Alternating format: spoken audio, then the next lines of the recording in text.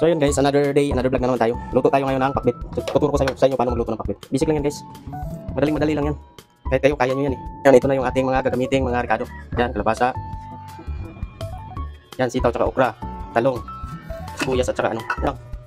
Yan, pork belly yan. Inano ko na, tinanggalan ko na ng mantika para hindi masyadong oily.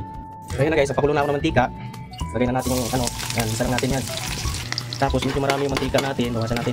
Pangit naman pag marami masyadong mantika. Yan, lagay natin dyan. Saktong mantika lang dyan. Tapos yan guys, salang natin yung kalabasa. Yan kasi matigas eh, mahin natin yan. Okay. Haluin na yan, binti. So yan guys, nilagay ko na yung sitaw. Sitaw at okra, nasabay ko na.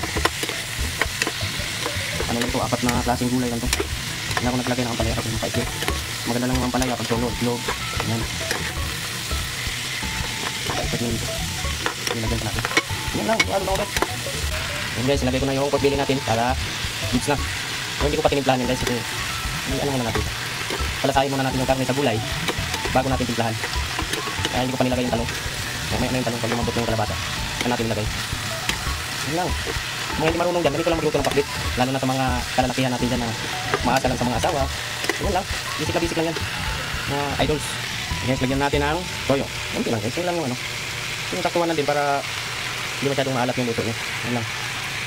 Kaya lang. Yan guys, ilagay ko na yung talong. Yan. Saglit lang yan maluto yung talong. 15 seconds yan, wala na yan. Ano yan yan? Yan lang. Takpan natin. Yan. Guys, ganun lang kadali magluto ng pakbit. Kaya try nyo rin. Salamat pala sa inyong mga suporta. God bless.